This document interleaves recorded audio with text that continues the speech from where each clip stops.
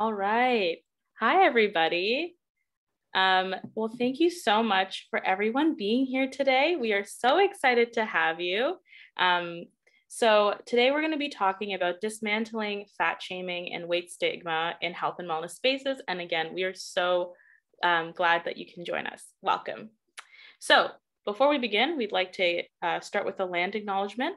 So FoodShare acknowledges the sacred land in which we operate is situated upon the traditional territories of the Wendat, Haudenosaunee, and Anishinaabe, Beg, and the Mississaugas of the Credit.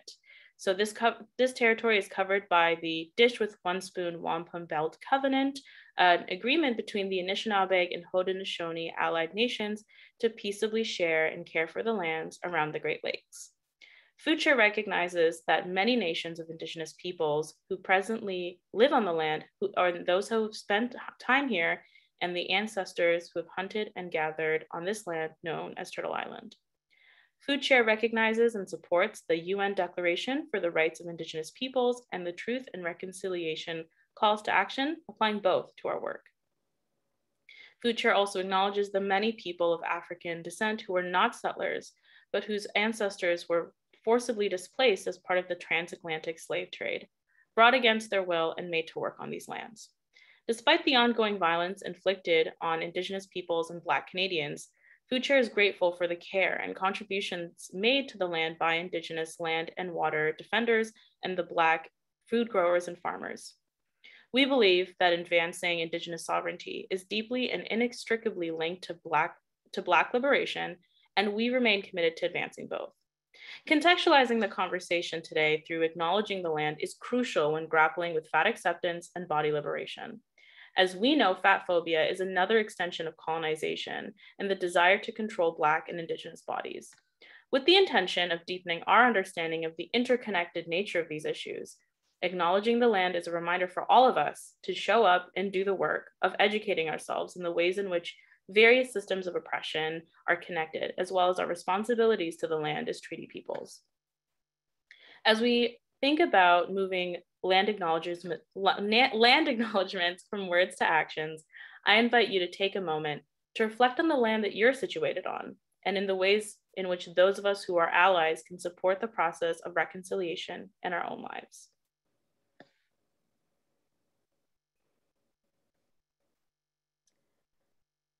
Okay, great. So just a note about closed captioning.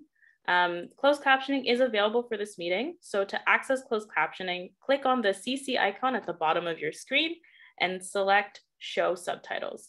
Thank you to Yvonne, who's providing the captioning support today.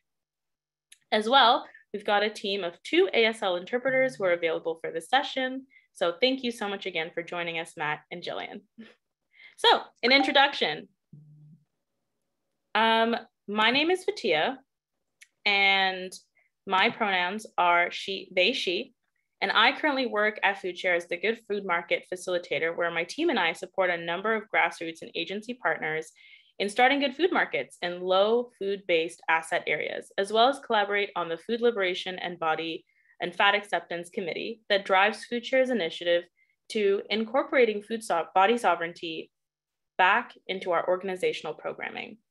I'm looking forward to moderating what promises to be a great discussion today and have a lovely dialogue from all the various perspectives of our panelists. And I'd also like to introduce the Director of Advocacy and Programs here at FoodShare, Katie German, to set the stage on how we came to this work.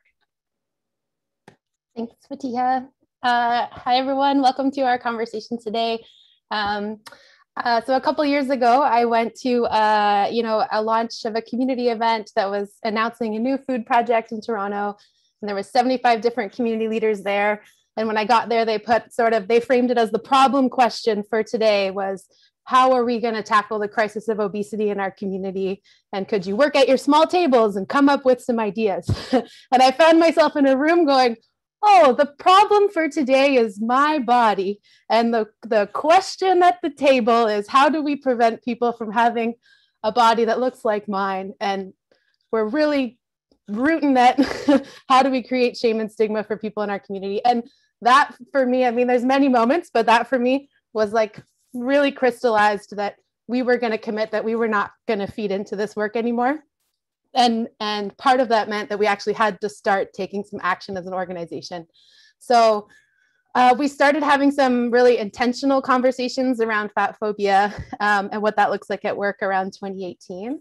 Our first step was that we organized some training for our staff. So we started with internal work, and we did that through bringing the folks from a collective called It Gets Fatter, which is a queer BIPOC collective of fat folks, and they're incredible, to come in and do some training with our staff. And we organized it so that the focus of the training was to surface critical questions about our own work. What is it that FoodShare is doing that is either harmful or, neutral, but not effective and not advancing change? And so we left that training session with a list of things that came from our own staff organization around things that we knew we wanted to resource and change. So from there, we developed a committee that had staff from across departments, across all levels of the organization, to start to identify what the priorities were and how we were going to make change.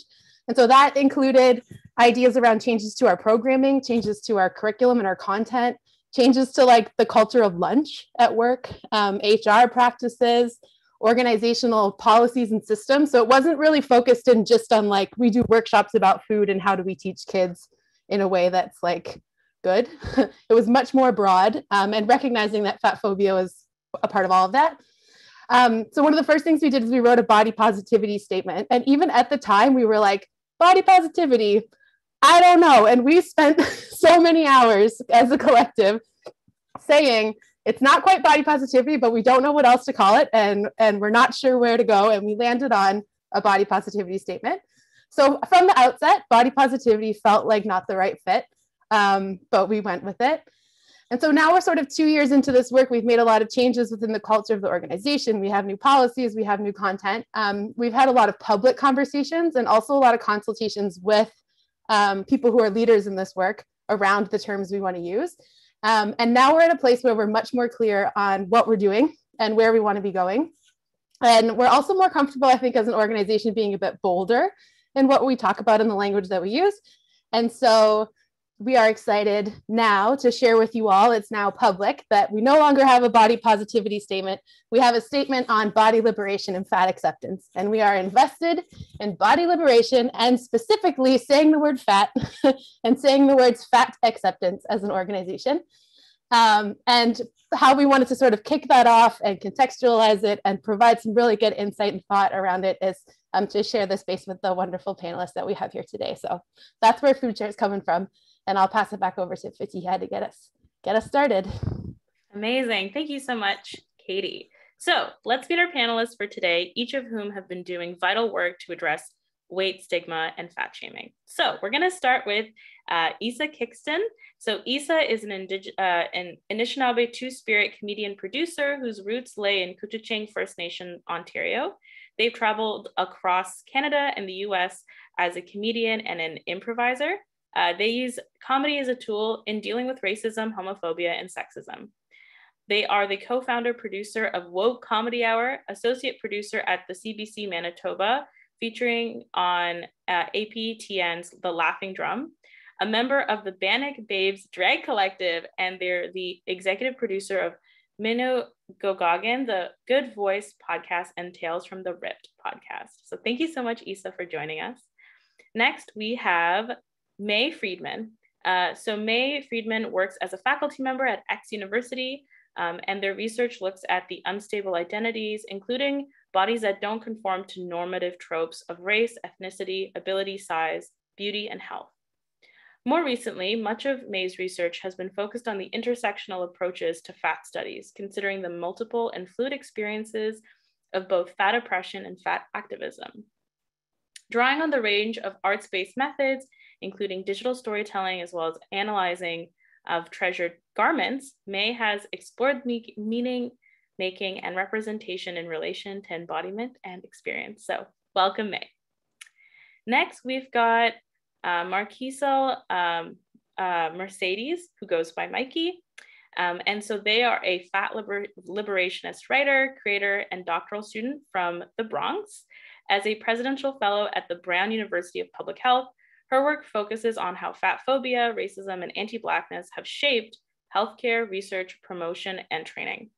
She's passionate about using public scholarship in various mediums to make science and research more accessible to those outside of academic institutions and make the world safer for fat people of color. Her ultimate goal is to push the field of public health in alignment to the values of longtime movements for liberation and abolition. So thank you so much for joining us, Mikey. So just before we get started, just a couple reminders that you can contribute questions for the panelists using the Q&A function at the bottom of the screen or on the live chat if you're joining us from Facebook. And yes, please keep your questions coming. We've got Brooke and Wynette on our team here who will be sharing more details in the chat. So thank you so much for your help today. We'll be going through a couple rounds of questions and we'll leave time at the end for some Q&A from our audience. So just to open up, I want to take a moment to say how appreciative I am of each of your work. It's breathtaking. So we're going to get into some critically important topics today, but before we get started, as we enter the autumn season, what is one of your favorite foods to share with friends? Personally, mine is a delicious rice and lentil soup called khichdi, especially when it's made with a lot of spices and potatoes. So yeah, take the floor, folks.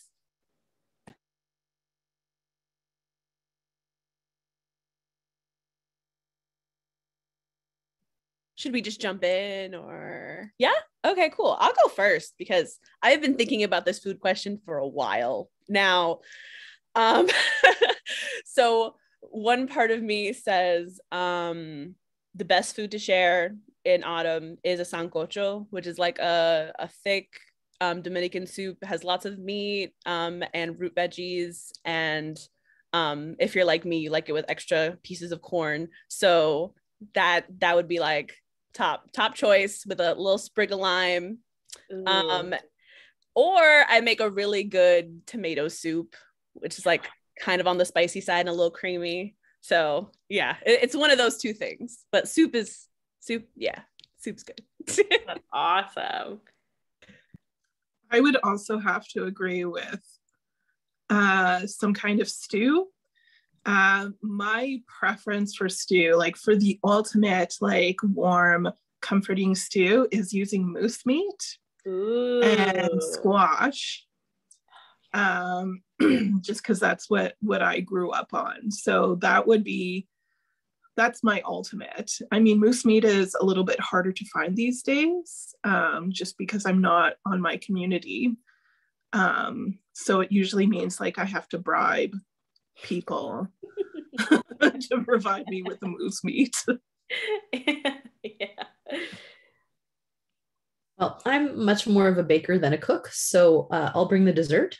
For me, I really love to bake. It's always going to be a delicious cake or a decadent cake is what I'm going to bring to the mix. And lately, the one that's been on my mind the most is a spiced applesauce cake with cream cheese icing and maybe some pecans in there if you're not allergic to nuts. And that's really warming up my family this season. So I think I might. This is a great party. If we were ever to do dinner, I'd want to be at this party. This sounds amazing. So all right. So we're gonna get started with the questions. So Mikey, we came to know your work through your piece on Medium about the need to decenter thinness and recenter equity in the fight for food justice. You say that the first step is to ask ourselves, do we want people to have access to all foods, or do we want everyone to be thin? Because thinness and health don't always have to be one and the same. So this is such a critical starting point. And so can you share more about why this needs to be the starting point for folks?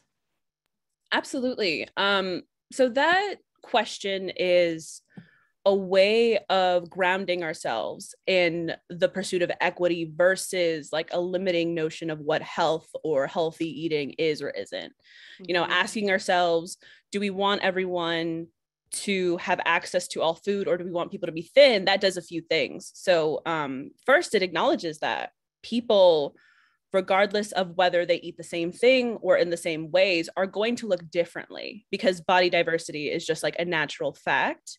And, you know, just like we vary in height and appearance, like we're going to vary in weight. And that's, you know, two people can have the same diet and come out looking totally different. And the second thing, when we jump off from that, asking if we want people to have access to food or do we want people to be thin, it asserts that people, regardless of what they presently look like or will look like in the future, they deserve to have equitable access to foods that's unhampered by racial capitalism, which fundamentally shapes the landscape of food distribution and availability. We can't build and push forward food equity movements that are based on a singular notion of health, because the idea that there's a single notion of healthfulness, that's fundamentally connected to exclusionary hierarchical ideas about what bodies should and shouldn't look like and how people should and shouldn't act or eat or move. And if we're going to be dedicated to promoting equity, and we need to be promoted to equity and not making people smaller. And I think that also, you know, when we center our movements on a singular notion of health, you know, we miss a lot, because different cultures feel different ways about what healthfulness is.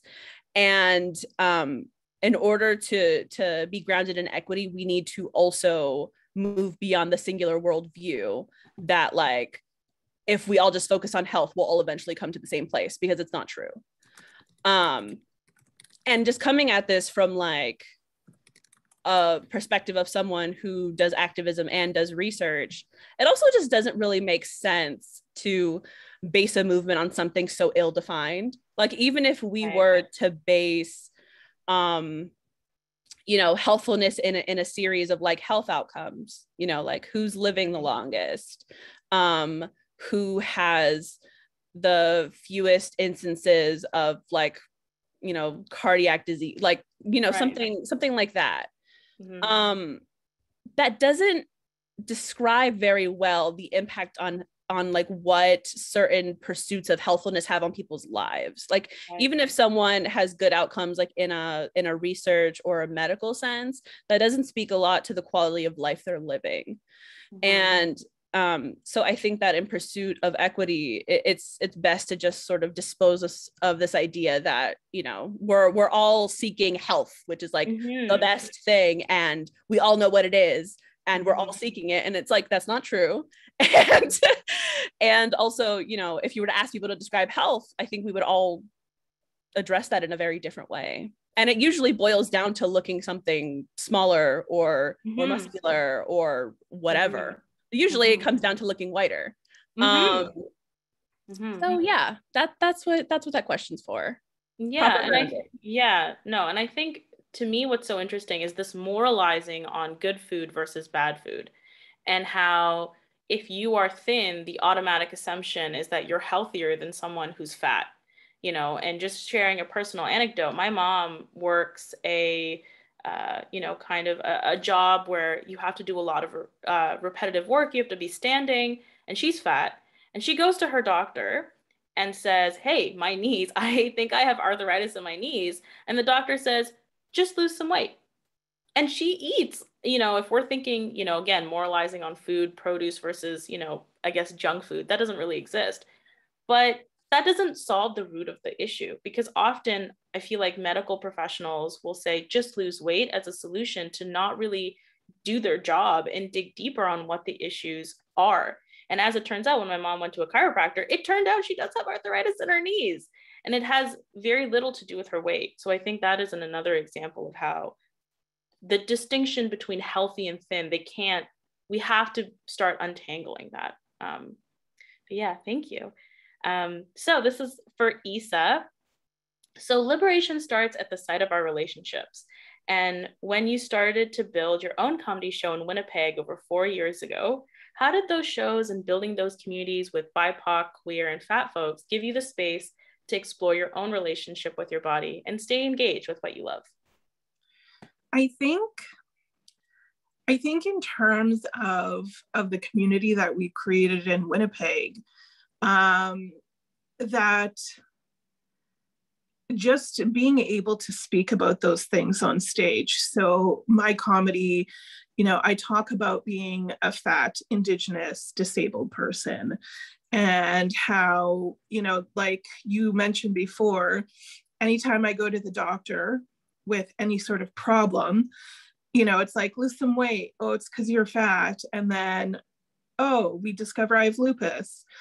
And then still, even after the discovery of that, it's still lose some weight.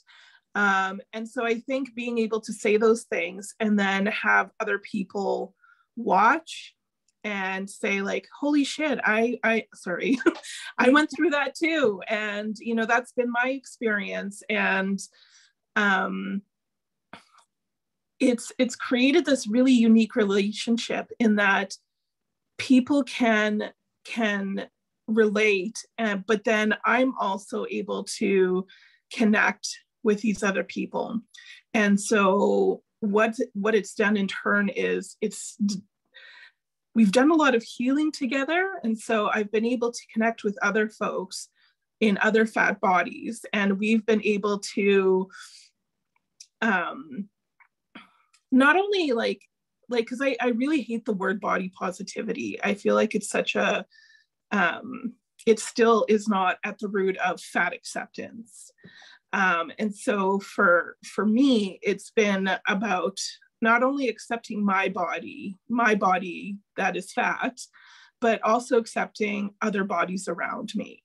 And so, you know, not only does that include other fat bodies, but it includes, you know, skinny bodies that look different than mine, bodies in wheelchairs, bodies, you know, like there's so many different other bodies that I think when we talk about these things, often they're excluded from the discussion. Right. And as I deal with, you know, with my own problems, it's really created a community. And I think that's kind of been the saving grace of, you know, starting off as like, oh, we're doing comedy. And now we're like this big group of kick-ass people. So yes, yeah, totally. No, and that almost reminds me of just when I get to be with my friends who are, you know, so diverse in what Mikey was saying, right? So diverse in terms of what their bodies look like. Having that culture of acceptance feels so freeing, because I don't think we realize actually how much surveillance we feel like we're under and that we are under. We don't realize how much we perform when we go outside. And so I think when we have our circles of friends and communities that feel so accepting and normal, you know, just sit, even small things like sitting or eating or, you know, laughing a full laugh with your full face. Yeah. You know, those things are so important. And I think that then begins to resonate. And so, yeah, that group of comedians in Winnipeg, that's incredible. And when COVID's over, I definitely want to catch a show in Winnipeg. Yay. So for May, so in your writing, Pregnancy, Parenting, and the Challenges of Fatness, you explore issues of surveillance as it comes to pregnancy, especially when larger bodies that sit at the intersection of multiple oppressions are involved. How do you think this over surveillance presents itself in health and wellness spaces? And can you talk more about what a fat positive approach to parenting or caregiving might look like? For sure. Thank you so much. I think we can't talk about fat without talking about white supremacy and capitalism. And I would argue that policing of fat folks is actually the symptom of these bigger problems rather than, like, it's the latest fight. It used to be good people, big scare quotes, good people were on a quest toward wealth. Now we are simultaneously on a quest toward health. And the way that gets packaged really results in an unbelievable amount of surveillance. But I think I would almost argue that the surveillance comes first, that we, you know, we live in societies that want to surveil particular bodies, and that we're coming up with these twists that rationalize that surveillance. I think similarly, reproduction and parenting is a site of endless surveillance. And so when you put those things together, it gets really messy. And then when you layer in intersections of multiple different oppressions or, you know, layered oppressions, things get pretty dicey. So, you know, white parents or parents of white children might be surveilled at the pediatrician's office, or given, the same way we're told we're fat as soon as we walk in, you walk in with a fat kid, or you walk in as a fat parent, and there's particular scripts that unfold there too. But for racialized and Indigenous, and particularly Black parents and Black children, this might result in child welfare involvement. It might result in the withdrawal of children from the home. So there's a whole bunch of other layers and scripts that get performed upon particular bodies, and the way that surveillance rolls out, it's just really, it's different in its different manifestations. I think I always want us to be suspicious when people invoke that kind of who will think of the children logic. It comes up in a lot of different places. And I really want to kind of call bullshit on that and question what is beneath that. The things that have been done in the name of children's good, as we know so much this year in Canada, have resulted in unbelievable amounts of violence. And not to equate things, that's not what I'm trying to say, but just the policing of fat families, fat kids, particularly around Blackness and indigeneity. It's another manifestation of colonization. It's another manifestation of that kind of over policing. I think some of that's coming from a place where we really think there's only one way to live, and so we police madness, we police disability, we police sexuality, we police gender identity, and it's sort of like we believe that if we just have one narrow script, everything will result in a particular way. But that doesn't really tell the truth of our bodies. And it certainly doesn't tell the truth of parenting, which results in as many variabilities as there are people. I think sometimes like I'm being told to parent as though parenting is an escape room, that I just have to like put in the right codes and I will unlock, productive, healthy, attractive children.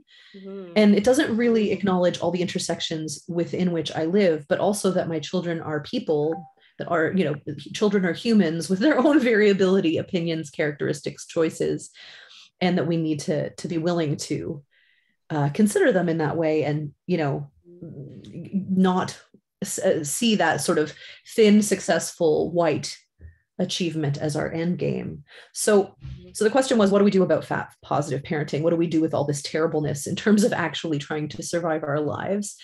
And it's really hard, because fatness is sometimes a vertical identity and sometimes a horizontal identity. So sometimes we're fat people raising fat kids. Sometimes, fat kids live in thin families, or vice versa, right? And I think for many of us, there's so much trauma around fatness. So sometimes it doesn't help us, because we're performing that trauma for our children, and we may be unwittingly, and hating our own bodies, be contributing to our children's hatred of their bodies as well, and to society's hatred of their bodies.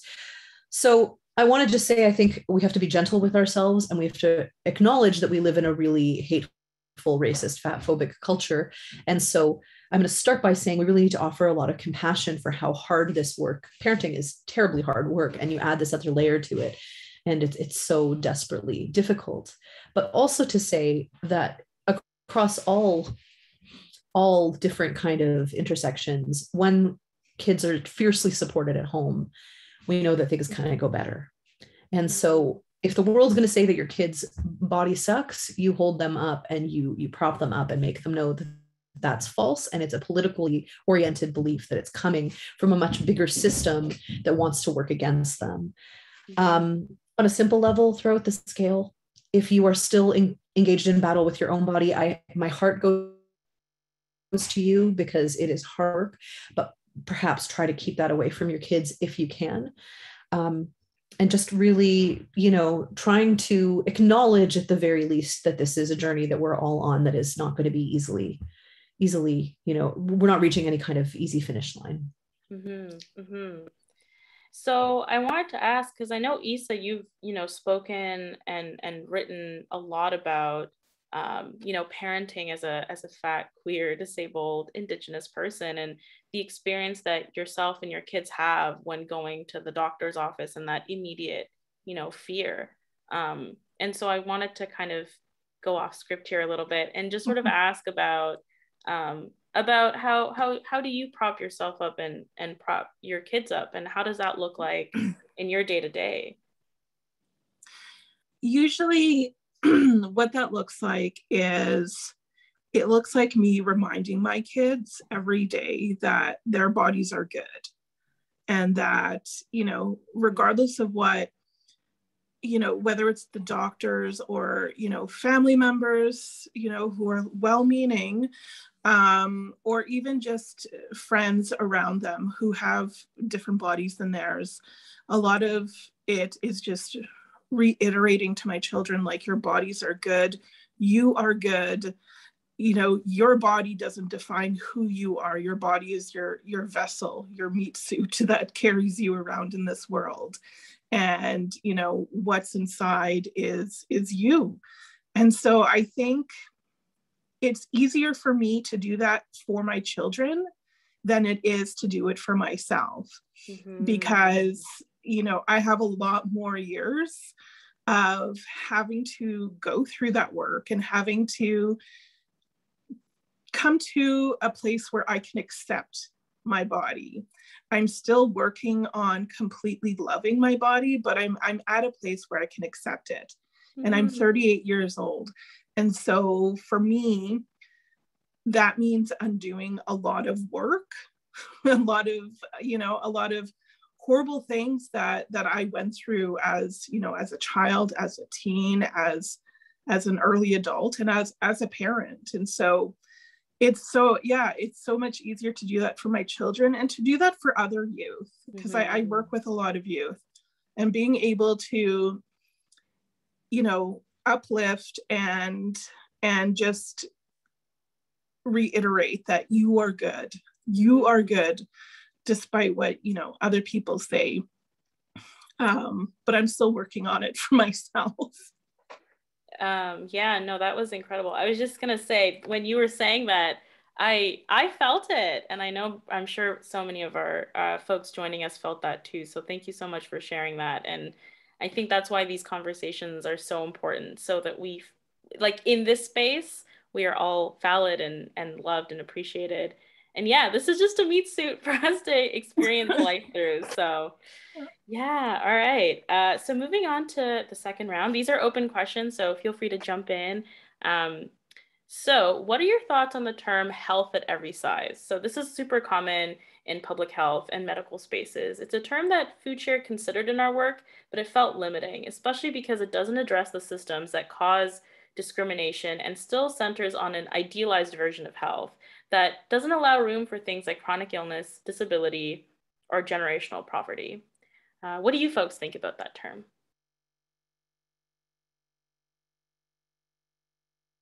Yeah, not a fan. I understand the rationale behind it, because it is really still trying to get the cool kids to play with you, you know, like I really get that. But I think at a certain point, trying to run after health is the opposite of liberation. This notion that health is this thing, A, that we're personally responsible for, B, that is an imperative.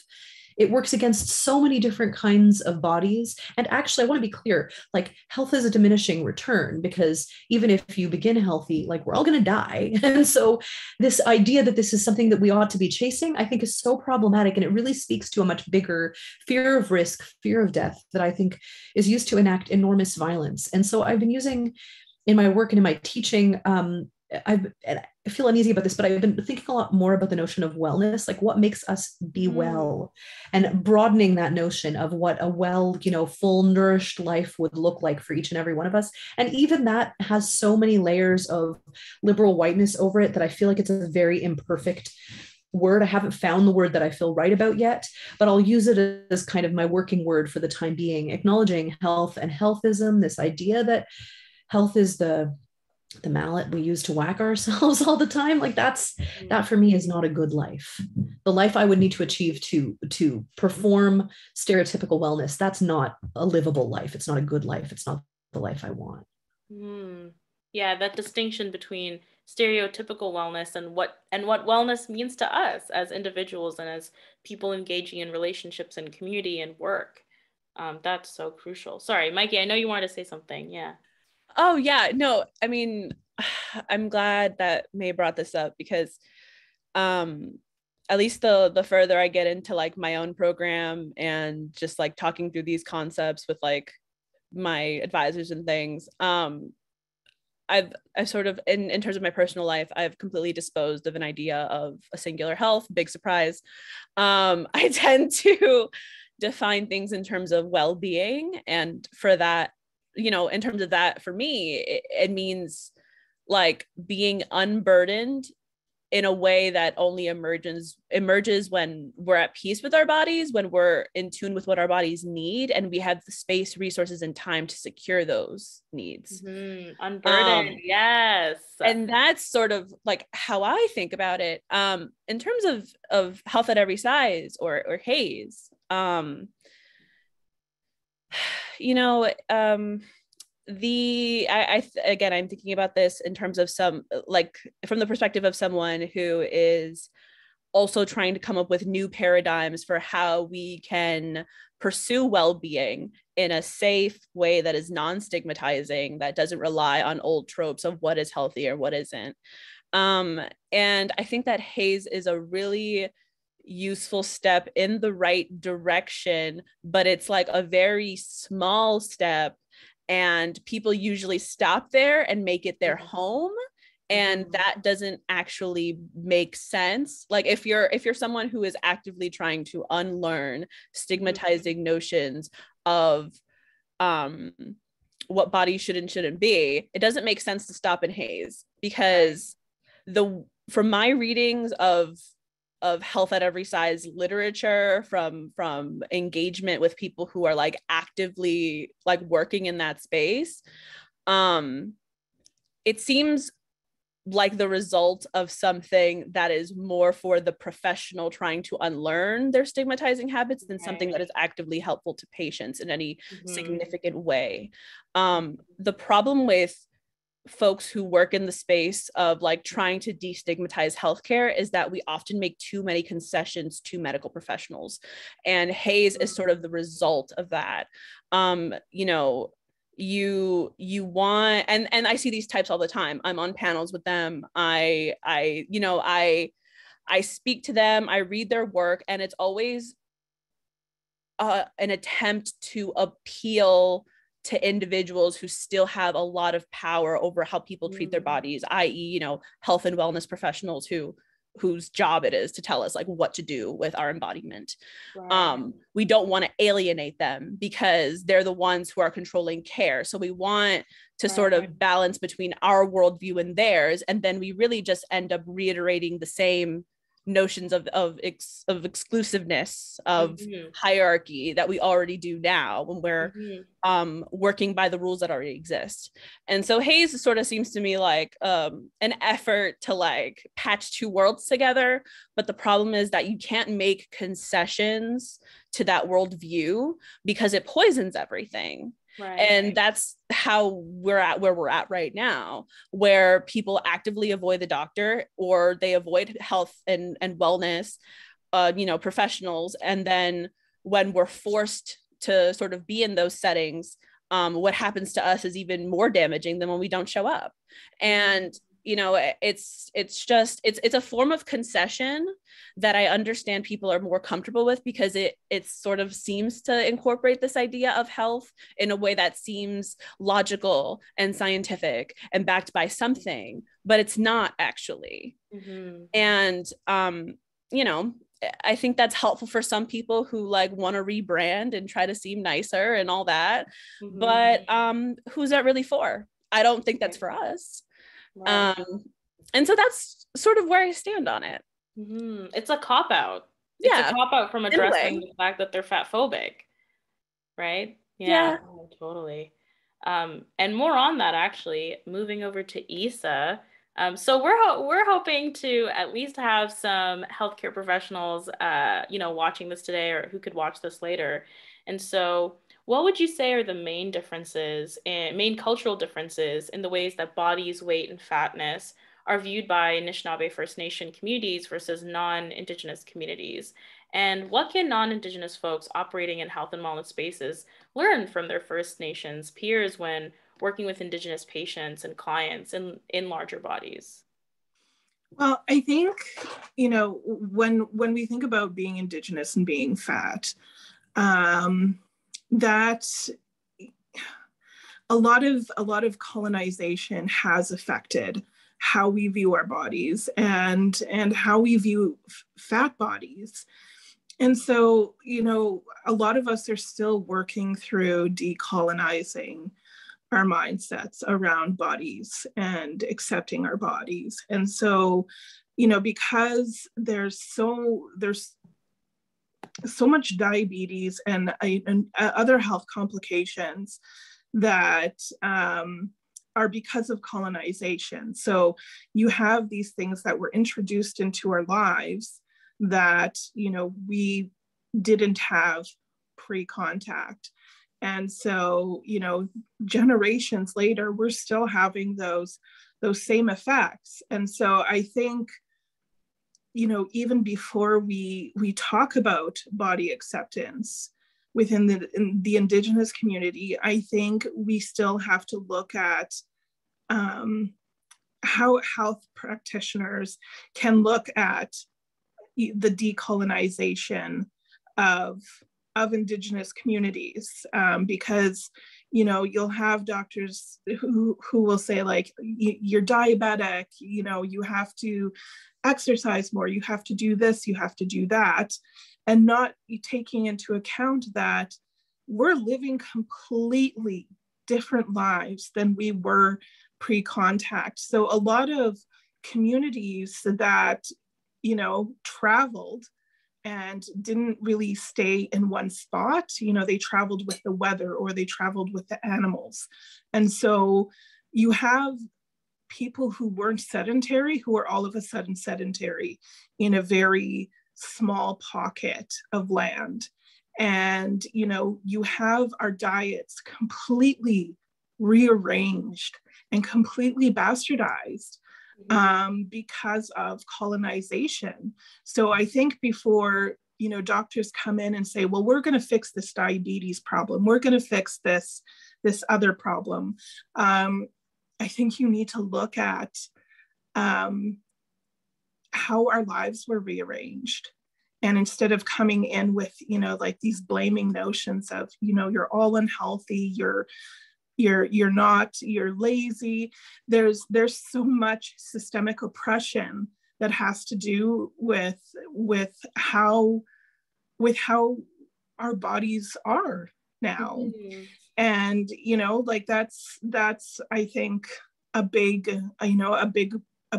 problem, because like I said before, like I would love to, you know, make everybody some stew with moose meat, but that again, like those are things that aren't readily available like they used to be. And so I think that's something that the healthcare world has to look at is, you know, we had a completely different diet now than we do today. And that's going to have an effect on anyone who moves from one cultural way of living to another way of living. And that's what I would say to any healthcare person who, you know, happens to be watching. Yeah, that kind of brings to my mind the notion of community-based wellness and community-based care, because I think when we're able to, or when the healthcare system is able to empower communities with the, you know, resources and the tools and the assets needed to support their own wellness, you know, we, like, in the same way that we know our bodies the best, like communities know their bodies the best. And I think tying into the earlier conversations around divorcing the idea of thinness versus health, I think that continues to play into that, you know, those ideas of body sovereignty and land sovereignty and community sovereignty, and empowering and taking that, you know, authority back over the way that bodies are policed, or the way that bodies are, treated, or, you know, even just trying to live. And so thank you so much for sharing that. Yeah, just not on a similar note, but again, like I'm from Bangladesh. My parents are Bengali, so we grew up in my, you know, in our family, we eat a lot of rice. And I remember when my my mom had to, I'm talking a lot about my mom today. But when my mom went to the nutritionist, because the doctor's like, you need to lose weight, they told her to stop eating rice. And you know what that did actually? It caused more problems, because suddenly she's having to be forced to eat all these things that don't feel familiar, and like that cause her more stress, and all these things just go awry. And I think that's just a very, very small testament of what happened, and that is continuing to happen to Indigenous communities, that is also compounded by racial capitalism, and also compounded by ongoing colonialism, against Indigenous communities. So I think that really, really speaks to all of that. And even for us as settlers, thinking about, for those of us that are settlers, thinking about, okay, so part of decolonizing and decoupling those notions of health and thinness, it also has to go back to liberation, racial liberation, Black liberation, Indigenous sovereignty, land back. It all comes down to this, white supremacy and colonialism and capitalism being inflicted on people of color, Black and Indigenous peoples. Sorry, I know that we're at 1:45. This panel might run over, so for those of us who need to stay or who need to go, then this session will be recorded, but I'm hoping our panelists can all stay a little bit longer, because I'm really enjoying our conversation. And I hope you folks are too. Anyways, okay, moving on. So, May, this question is for you. In our move from body positivity to body acceptance and fat liberation, what work should FoodShare and other organizations in the food justice and food security movement need to do in order to substantiate those statements? Such a good question. And I want to say, like, it's a long haul, right? Like, this is never going to be finished, and we're going to keep shifting a little bit in what we do, in the same way that you already have done. But I think the biggest thing for me is constantly positioning this within a bigger politics. So saying no to the idea of this is an individual challenge, individual problem with individual bodies, and rather situating this in a bigger politic, that this is just racism and colonization in new clothes. And that we can't talk about any of it unless we talk about all of it. So that we can't really unpack some of what's being done without also talking about weight stigma, fat phobia, size oppression in the context of all of its intersections. I think we need to acknowledge that this is loaded, and that as a society, we all experience deep eating distress. I think the more I do this work, like, I always think that some folks are somehow immune to it. And every single time I give a talk or teach a class or have this conversation at a dinner table, someone will come up to me, never the person I think it's going to be, afterwards, and say, like, no, I'm really struggling with this, right? And so if we start from a premise that says this is performing violence on all of us, then I think we start from a more tender place. We start from a more open place. And in a place that doesn't, again, internalize the shame of struggling with this, but instead explodes it out to understanding it as a product of a bigger politic that is making money off of our distress. Like, that's really what's going on here. That said, I think we lead with compassion. I always say, like, I'm always worried that when I talk about this stuff, that people now are going to go away feeling bad for feeling bad. And I think to know that we are all still in the struggle side of this, and this is so countercultural to suggest that fatness is not just okay, but could be a source of joy, that that the forces that say that fatness is bad are part of a broader politic of extermination. That's such a countercultural thing to say that I think acknowledging that might be hard for people to get their head around or be ready to swallow, I think has got to be okay, rather than it becoming a place where folks are going to now come away from this feeling guilty that they still own a scale, for example. Like, that's not the takeaway for me. I think you make it clear that all bodies are welcome and celebrated, and you engage with bigger political movements that work toward ending fat hatred.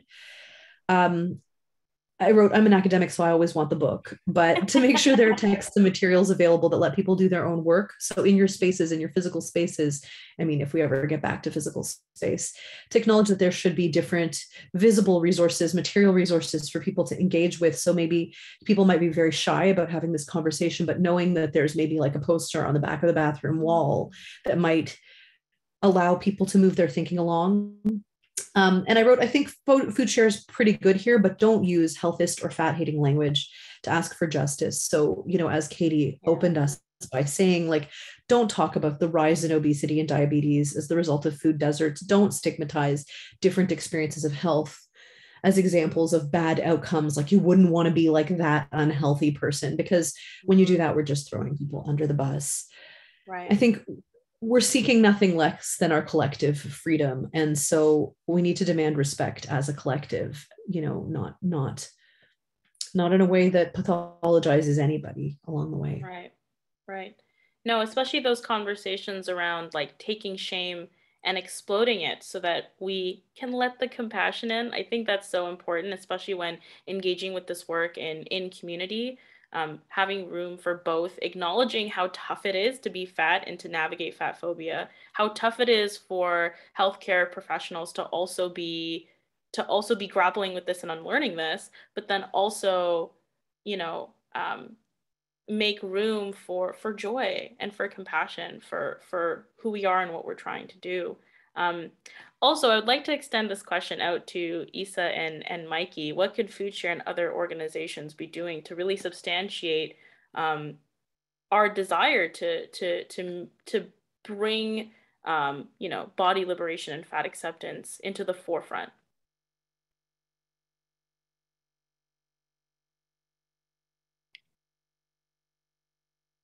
Because I don't know, I think that often, you know, as a professional who's been, you know, working in food justice and food security spaces for a couple of years now, often there's this moralization of food that happens. You know, eat more healthy food, eat more I mean, of course, eating produce, very important. I'm not telling anyone not to go grocery shopping. Please do. But you know, I just think often those conversations, like you were saying, May, is, well, you don't want to be like that person. If you don't want to, if you want to overcome poverty, if you want to overcome health, like, you know, health issues, don't be fat. And the way you don't do that is XYZ. And so often that rhetoric can get caught up in our calls to body liberation. And, you know, I think knowing that every body has a different need. And, you know, as somebody who is currently struggling with digestive issues, a lot of the things that, you know, are even on the Canada Food Guide that are recommended on the Canada Food Guide, or that nutritionists will say, eat more of this. I can't, you know, I can't eat raw vegetables. They make me very sick. They tear up the lining inside my stomach, and it causes me great distress. So I think changing not only the language, but changing the culture around food, and, you know, like how we view food. Because, you know, if there is a spread of food at a potluck, I am most likely, you know, going to eat just like the cheese and rolled up meat cube. Like, you know, like those are the things that I can eat. You know, I can't eat the celery unless it's cooked. I can't eat broccoli unless it's cooked, just because I can't digest it properly. So I think, you know, even just having the culture of food and, you know, changing this language, I think that's, you know, one of the things that we don't think about. Right. And that, you know, isn't discussed about, you know, like, well, what's healthy for you is certainly not healthy for me. Mm-hmm. And, you know, how do we look at this in terms of, you know, in terms of health, mm-hmm. not, you know, healthy, but in terms of health. Mm-hmm. Mm-hmm. Yeah. So I hate words like healthy, and I think it's like so stigmatizing for people who aren't healthy. I am not a healthy person. I have multiple chronic illnesses. So, you know, regardless of what I eat, I'm still going to be not healthy. Mm-hmm. But I do have health requirements. Right. In the in the healthy sense of the word. Yeah, for sure. Sorry, man, you wanted to jump in there, or yeah, go ahead. I thought you wanted to jump in.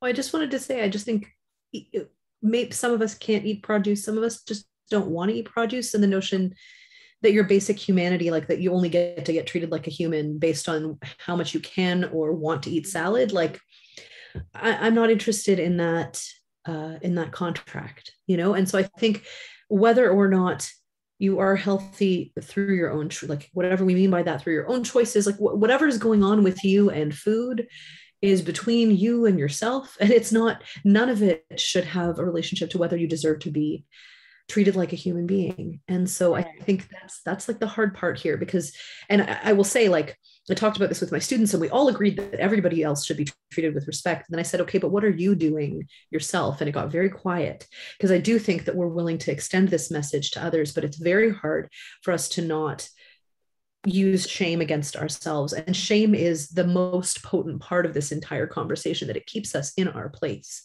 Right. And I want to question why that is. And if in terms of what FoodShare can do, opening the door to more conversations, more open dialogue, so that we, you know, shame can't live where we give light and space to things. And so just trying to just move that shame along so that we can start to make real change. Right. No, thank you so much for your insights there. I know we're going to watch this back and take lots of notes. So thank you so much. Mikey, I've got a question for you. So if you had every health and wellness care provider in a room together and you wanted to give them your top 3 tips for working with fat patients and clients, what would they be? Not top, like just random 3, because I feel like top 3 can add a lot of pressure. So just any 3, any 3 tips. Yeah. I mean, the 3 that, well, first, you know, before that, right? Because I think this is something that goes unacknowledged. First, I would tell them that to think about what usually happens when they embark on the awkward or tension-filled issue of lecturing someone for their weight or trying to convince them to take on a crudely defined lifestyle change. Because we know from research that doctors themselves, for example, they don't like giving these lectures. They feel ill-prepared to have those conversations. They don't feel like they're being listened to, and they generally feel frustrated afterwards. So I would tell them, all of these health and wellness professionals, to imagine that feeling that they have in anticipation of, during, and after those lectures, and multiply it by 1,000. And that will give them an inkling of an idea of what it feels like to anticipate, be subjected to, and recover from those lectures.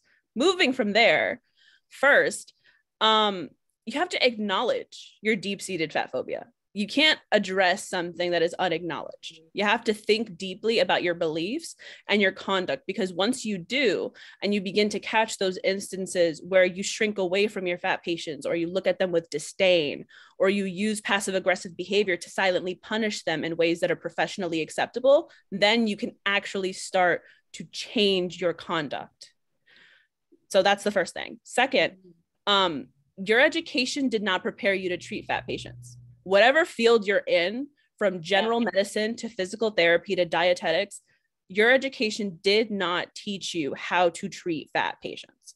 That means you have a lot to learn, and you need to seek out knowledge from experts who are fat people themselves. Thankfully, there are lots of fat people like myself, like May, like Issa, who you can learn from if you acknowledge your lack of knowledge in this space and you endeavor to learn. Like, for example, HaysHealthSheets.com, that was developed by a fat liberationist in collaboration with a medical professional. And it's a free resource for weight inclusive care that can be accessed by anyone. And you need to seek out work from fat people of all perspectives, of all walks of life. And you'll learn not only how to do better, but you'll develop the compassion necessary to truly serve people that are placed in your care. The third thing, and this one is a lot less touchy-feely and cut and dry, weight loss is not an evidence-based or ethical form of health advice. It's not based in anything. I have read all the goddamn literature, okay? It's literally my job. I would not be able to survive in a public health PhD program without knowing every single bit of evidence that is used to justify recommending weight loss as a form of care. Weight loss, first of all, is unlikely, leads to extremely damaging health behaviors and issues that people deal with over the course of a lifetime that never go away, in terms of how they treat their bodies and in terms of how they treat and conceive of themselves. Weight loss is something that is much more likely to lead to issues involved in, like, with disordered eating and eating disorders. Eating disorders is like the number one most deadly mental illness that you can have, and that is somehow completely unacknowledged by general care practitioners that just throw weight loss out as some kind of fix-it-all general advice button. It's also like not based in anything, because after you recommend that someone lose 5% or 10% of their total weight, you never actually follow up with them to see if they've done that or if they feel any better. So you're just recommending it because you heard it, and now you're parroting it because you don't know any better. And that leads me back to the second point. You need to acknowledge that you do not know how to treat fat patients. You don't know. You have no knowledge base in that area. Like, and that is cut and dry. There is nothing about medical curriculum at any college, at any university in the United States and beyond that actively treats people, that actually teaches students how to treat fat patients. And that is the reason why we have fat patients who are denied life-saving surgeries every day, for example. They do not know how to treat or handle fat bodies. No, that's woof. I felt that in my chest, because, you know, something that I was thinking about when you were saying that was how often when you're a fat person, you go into the doctor and you want, you know, your problem fixed. That lecturing not only causes you psychological distress, but then your problem doesn't get fixed. So then your problems begin to compound. You're feeling terrible because you're being made to feel like your body is somehow wrong. You're now engaging in disordered eating, which often makes the original problem multiply into other problems.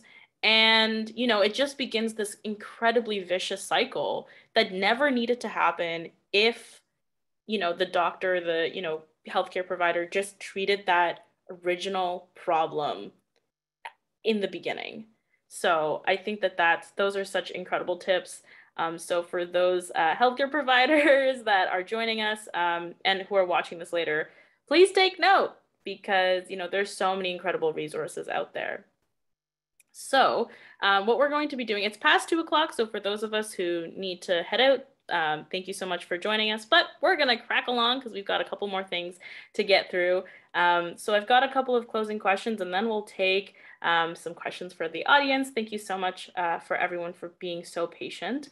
So we've been talking about some very heavy topics today, you know, and we started off the conversation thinking about the food that we love. And now I want to kind of end talking about that compassion and that joy. And so I wanted to ask each of you, when do you feel the most joy in your bodies? And I'll answer that too. I feel the most joy when I'm taking a hike and I have a cup, like a caffeinated beverage in my hands, and I get to just like eat food and be with my friends or be with my family. And that's when I feel the most joy in my body, is when I get to be out in nature. And I'm currently located in Scarborough, so getting to visit Port Union or the Rouge Valley is just the best. So yeah, what about you folks? I feel the most joy in my body when I am on a stage and when I'm performing, which is usually stand-up comedy, because for me, it's a form of storytelling, and I use my body to tell a story. And for me, being able to get caught up in that storytelling where there's no barriers for me that I put on myself, because a lot of the barriers that I face, aside from society, they're put on by myself. And so that's the time where I kind of lift this veil, and that no longer exists. And I can, you know, truly express myself using my body. That's when I feel the most joy. Oh, that's so beautiful. All right, May, what about you? My students once said, "What do you do for self-care?" And I said, "I sniff my kids." And they were like, And I was like, no, really, it's like, that's what makes me feel best in my body is the smell of my kids' hair right here. That and punching bread dough. That's so fun. I feel the best when I'm in a body of water. Like I feel like a beautiful, majestic whale. Like it's great. I also look really nice in bathing suits. So I just generally love water. I cannot swim, but I can float. And that's what matters. So all right. Shout out to those who can't, so those of us who can't swim. That's me. No. This body is a flotation device. Like so being in water is wonderful. Oh, that's so lovely. Oh my goodness, that was so great. So that wraps up our structured Q&A. So we're going to take some questions from the audience. So this one's coming in from Facebook from Leslie. So they say, thank you so much for this panel. It's a great way to be active. I dream of doing other forms of tangible activism that have the most impact. Ideas like getting libraries to delist diet books as the stigma-packed, fad-based harm-inducing fiction that they are. I would like to get ads for intentional weight loss banned as scams, etc. So what other tangible examples or ideas of activism do you folks recommend or suggest? Sorry, I read that really weird, but yeah, you get the idea. I can start with this one. Yes. Right now I'm on a mental health break, but before that I was working on a like a community fund that funds research specifically by fat researchers about weight. And the reason for that is because if you're somebody who's fat trying to do research about weight in a way that is in contradiction to the weight normative paradigm, right? You're not trying to promote obesity prevention, etc. It's impossible to get funding, like pretty impossible, which prevents a lot of really important work from being done. And so this is just something that me and a group of people from the community are going to collect donations and then redistribute them to fat researchers. And that's not something that requires any built-in structure. That's just something that I was like, this needs to exist. And I put out a call on social media and I was like, does anyone want to help me? And it turns out a lot of people want to help me. And you don't realize how needed some things are until you put them out. Cause it's like, we dream about making lots of things. Like, for example, there was Vast Press is a publication that just got funded on Kickstarter that's specifically going to be aimed, it's for fat writers so that they can get paid for their work, regardless of whether it's about weight or not. And that's because we don't get chosen for those things. We do not get paid for our work. A lot of us are just doing this labor for free. The most support that I get is through my Patreon, and I'm really thankful for that. But I would really like it if I could turn this kind of work into my job, into something that actually financially sustains me so that I can put all of my energy into it. It's things like that where you're building what doesn't exist. That those I feel are the most important things. And anyone can do that.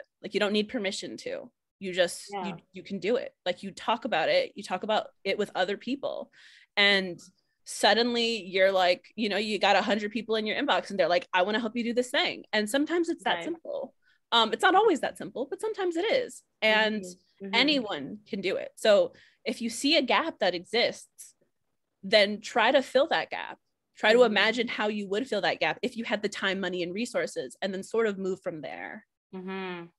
Yeah, definitely. That kind of reminds me of actually, Issa, that you had kind of outsourced your comedy show just like that. You didn't see a space for it in Winnipeg, and you got your friends together and you're like, let's piss off some white cis male comedians and do what they do better and do it up. And then you made it happen, and that's incredible. So I was just going to ask. There's actually a group that started in Winnipeg called Fat Babes, and it's a group of just that, Fat Babes. It's a Facebook group, but I've been a part of a few of the, there's been some shows that were put on. So, you know, whether that's a panel discussion, performances, there's a Fat Babes dance troupe. And so I think, you know, if that's something that's lacking in your community, you can just do it. You can put it together. Like the more the merrier, because then it means like the more people doing the work, the more likely it is to happen. So, you know, it can start off as a Facebook group or as a group of friends who all have this collective need to start something. And I think, you know, at the root of every movement, it starts within community. So that would be my advice. That's awesome. What about you, May? I mean, just to riff off of that, the idea that, you know, shame, connection is the opposite of shame. So I think about fat swims was used to be a thing that we did, and we haven't been doing as much lately, where fatties would rent out a pool and we would just have a fat friendly swim, you know, and just thinking about what it means to take up public space in a context that asks for your erasure. I think that in and of itself is a form of activism. Survival sometimes is a form of activism. I also think we need to talk to children, and somebody with different skills than me needs to write, you know, some good fat friendly children's books, because we don't have that. But when I have gone in and talked to classrooms of like young school age children, they're so matter of fact about it. Like, oh yeah, you know, there's terrible things happening. And some people believe that fat bodies are not okay. Okay, cool. We'll go off now and we'll address that. And they haven't yet been so indoctrinated. I mean, I'm not saying that little kids don't say terrible fat phobic things, but I think that if we can catch folks before that poison is so steeped, I do think that that's also a place we can start to make a difference. So have hard conversations at home, you know? Definitely. Yes. Okay, so we have a question from Ruth, who asks, where does our current climate emergency fit into destigmatizing fat and food? So opening it up. I think that fatness is used as a very convenient distraction for the actual source of our climate crisis. A lot of the time, fat bodies are, and this goes back to the oh no, think of the children thing that we were talking about before. A lot of the times, you know, fat bodies are seen as like this horrible thing, that we're going in the right direction because we're going in the wrong direction because there's more of them. And the worst future we can imagine is a future in which like we're all super fat and like living in space because we fucked up the planet, and somehow that's related to like fatness. It's this very weird convoluted connection that is drawn between rising weight and the climate crisis that doesn't actually exist. So like if we were to dismantle the like main sources of weight stigma, which a lot of the time is manufactured for capitalist reasons, like the diet industry, a lot of the time if we were to just dismantle the main sources of weight stigma, we would also be dismantling the like sources of the climate crisis, which are actors that manipulate markets in order to make profit. And if we were to destroy those sources of stigma, we would also be improving like our climate crisis. And I don't think people draw that line together soon, like often enough. Hearing you talk about that, something came to my mind where I was thinking about, it's not the same comparison, but just drawing the comparison in terms of how quickly bought in the healthcare paradigm, the like medical industrial complex can be bought. Like, for example, the opioid crisis was manufactured by pharmaceutical companies that wanted to get people to buy their drug. And they bribe doctors with all sorts of fancy gifts and all these things, you know, into prescribing this. So if we can understand how that happened, thinking about how fat phobia is just one big Ponzi scheme, that none of us need to be engaging with. Of course, like leaving room for compassion, we're all on our own journeys, but it's just one big Ponzi scheme for some people to get paid. I think that allows us to have another avenue for us to, be like, this is just a Ponzi scheme. I'm just going to live my life, and then continuing to build community with our friends and with our coworkers, and moving out into, filling those gaps, like you were saying, where those needs exist.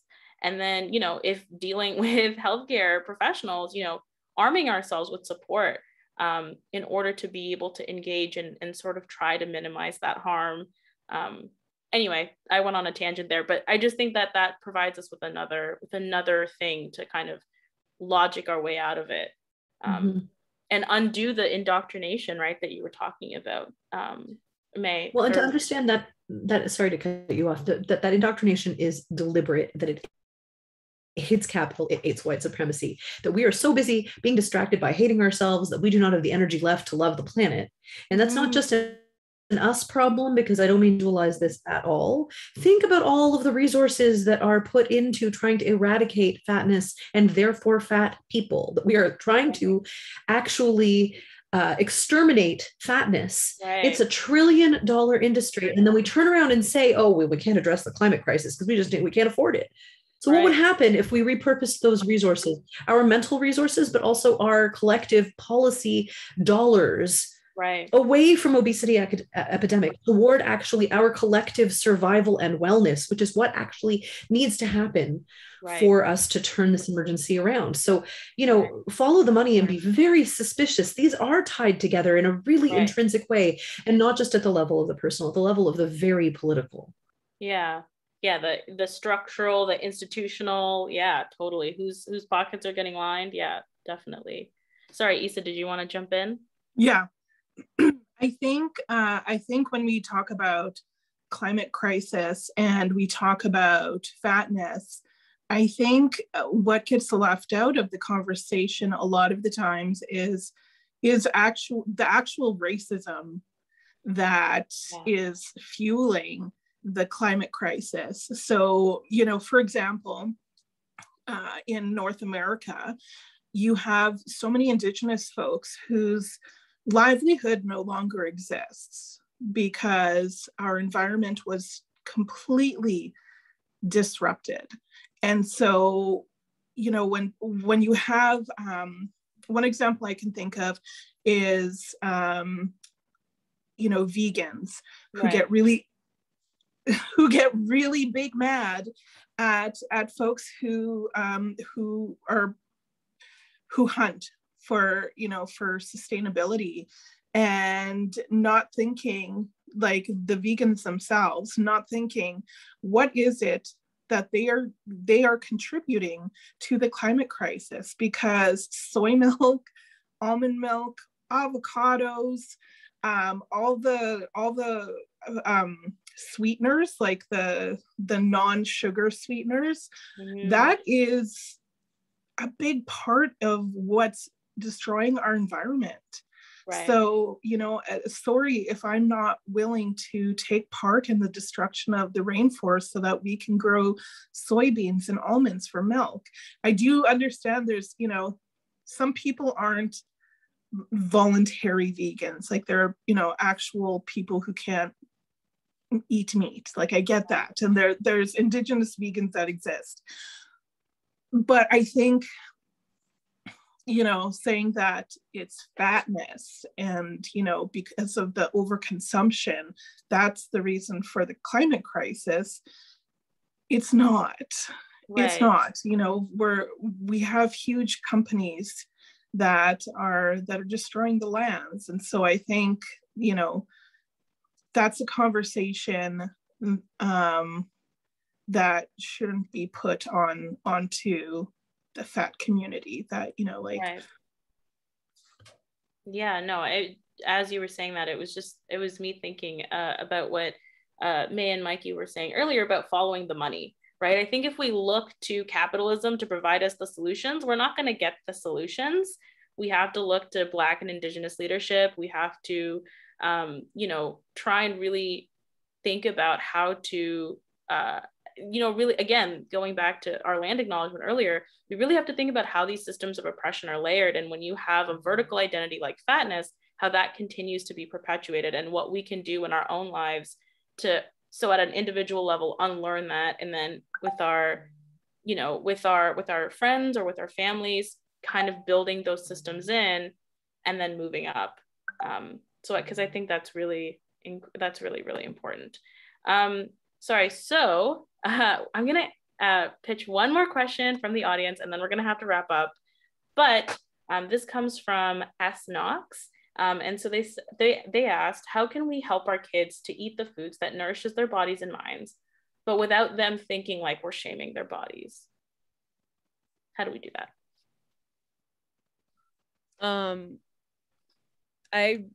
I recently spoke about this for the Full Bloom podcast, which I recommend any parents who are like struggling with these questions of like how to balance size inclusiveness and like nourishment. Mm-hmm. I think that's a pretty good resource. Now, the way the question is pitched, yes, we want kids to nourish their bodies and like be secure in what they're eating and everything. But the whole like without them thinking we're shaming them. If you are shaming your kid, even if you don't know it, mm-hmm. they will pick up on it. Yeah. So that's the first thing. It's hard to guide someone to a place where they're okay with their body if you are not okay with their body. So first, take a step back, think about that. And I think that, I want to dispel this myth that like kids who have issues with like, self-regulation in terms of eating, like knowing when they're full or etc. I want to dispel this myth that those fixations with food come from like junk food or like foods that we moralize as bad, because mm-hmm. my fixation with like food and being out of tune with like what my body needs in terms of eating, those mm-hmm. things originated in like my own kitchen with foods that were made for me for dinner. Like right. Restriction is what throws your kids' bodies out of whack. Like that is the thing that makes them first distrust their own sense of what they need. Mm-hmm. And it also creates this fixation with food, like, oh my God, why can't I have this? But I want this so bad. Well, you want this so bad right. because your body needs it. And also there's this like added effect where like the more you are restrained from something, the more intriguing it becomes. And so there's right. this developed fixation. So, there are lots of different questions on how to go about this, but the one thing that I would say to stay away from is restriction.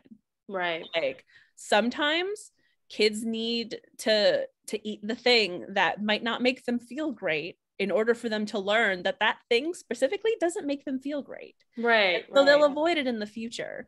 We want to hold our kids in a way that like protects them from the consequences of things they might do, but also so that they learn, and like those two impulses kind of fight against each other a bit. I can only speak about this from a child's perspective because I don't have kids, but I definitely grew up in a home where restriction was a regular thing. And guess what? That's what developed my eating disorder. So don't do that.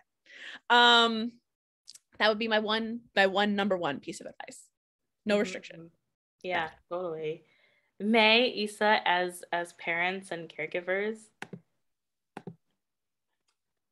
I would say, again, like just what Mikey said was the restriction is what, for someone, as myself, who had many restrictions put on them with certain foods, and now in my adult life as almost 40, I now have actual food restrictions where I can't eat certain foods. And a lot of them are actually foods that are deemed healthy. Mm-hmm. So I would say intuitive eating is definitely the way to go with children. And that's something that I've been doing as a parent, is just like going off of, what do my kids like? Sometimes they're only going to want to have pasta with pasta sauce like for a week straight, and not putting that stigma of, you know, like, you need this in your diet and you can't have this in your diet, and just sort of going off of them, because again, kids are developing their palates, they're developing their taste buds, you know, their stomachs are still growing. Like, these are all things that are still developing, and as they get older, we want them to have that healthy relationship with food. And when I say healthy, I mean with them knowing what their bodies like and what their bodies don't like, and listening to them. Yeah, totally. I think that was so incredible, and we really appreciate all of your perspectives. I don't mean to cut anyone off, but I don't want any of us to get cut off midway. But yes, I think this is going to be the closing, just on ending on that note. No restriction, fat phobia is a Ponzi scheme, and eat whatever you want because it probably tastes amazing and is good for you. So thank you so much for tuning in, and for our panelists for being so generous with their time. Follow us on social media at FoodShare Toronto. We'll be sending over an evaluation form for the attendees. So if you've got the time, please consider filling that out for our team to plan even better events for you. So thank you so much for joining us, and I hope everyone has a great day. Thank you so much.